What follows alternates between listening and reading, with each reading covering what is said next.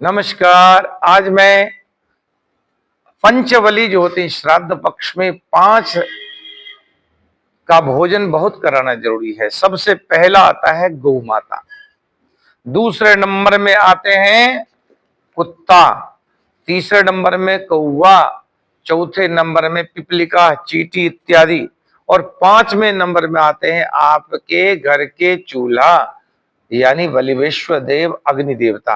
इन 5 को अवश्य ही भोजन करावें।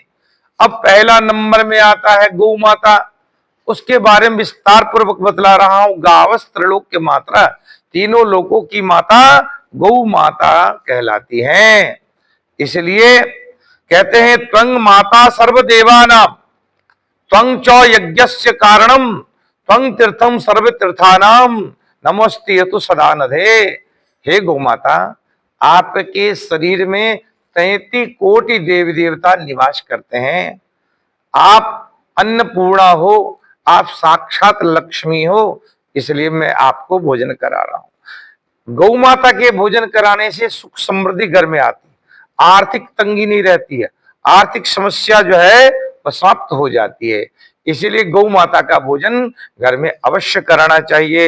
यया सर्वमिदं व्याप्तं जगत अस्थावरम जंगमम तांग धेनु शीर्षांग वंदे भूत भव्यस्य मातरम। माता गौ को इस प्रकार प्रणाम करके और अपने घर में सुख समृद्धि के लिए गौ माता को भोजन करावे।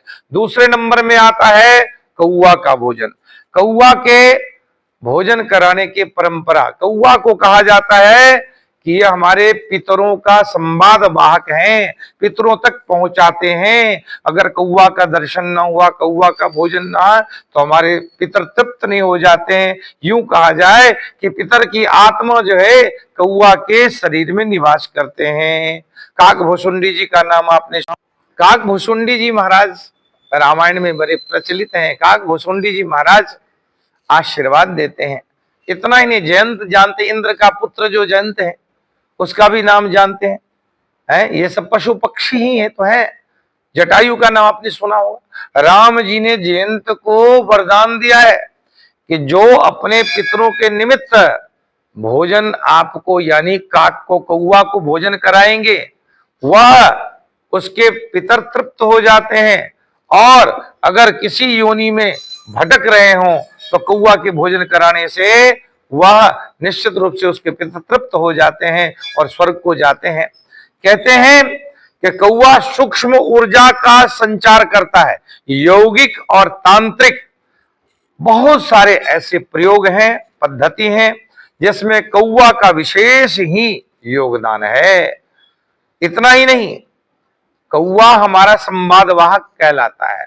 पहले हमारे जो पूर्वज होते थे उनको कौआ संवादवाहक रूप में पहले कह देता था कि आज कोई कितने आपके मेहमान आने वाले हैं। कौआ काऊ काऊ करके द्वार पर, देहरी पर, दीवार पर बोल लेता था तो समझ जाते थे कि कौआ जो है बोलने से जरूर हमारे घर में कोई न कोई मेहमान ज्यादा आएंगे, और लोग ज्यादा ज्यादा भोजन बना लेते थे और सभी का सम्मान होता था। कौआ को सब कुछ ज्ञात हो जाता है, कोई भी घटना के बारे में कौआ को पहले पता हो जाता है। इसलिए कौआ का भी भोजन करना चाहिए। और कौआ के भोजन कराते समय इस मंत्र का प्रयोग करना चाहिए, कहना चाहिए, भो कागा इदम बलिम भक्ष मम स्वकुटुंबस्य आयुकर्ता पुष्टिकर्ता सुप्रतिष्ठा वरदो भव कल्याणम कुरु कल्याणम कुरु कल्याणम कुरु। इस प्रकार से कौआ को भोजन कराना चाहिए। उसके बाद आता है पिपलिका, चींटी।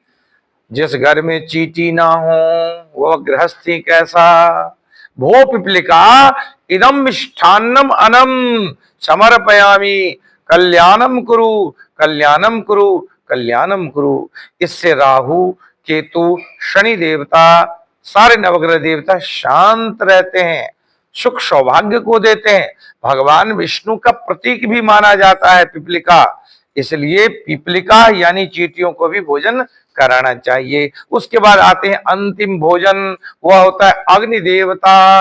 अग्नि देवता आपके घर में जो चूल्हा है, चूल्हा पर भोजन कराना, यानी कि जो हमें साल भर भोजन कराते हैं उनको हम एक दिन भी भोजन नहीं करा सकते हैं। अग्नि देवता को अवश्य ही जो है भोजन करना चाहिए। अग्नि देवता के मंत्र है सहना भवतु सहनो भुनक्तु सह वीर्यम करवावहै तेजस्विनामनावधीतम मस्तु मां विदुखावहै। इस मंत्र को पढ़ करके अग्नि देवता को भोजन कराना चाहिए, संपूर्ण जगत का कल्याण हो। इस प्रकार से ब्राह्मण भोजन के साथ साथ जो पंचबली है अवश्य देना चाहिए। धन्यवाद। जय श्री राम।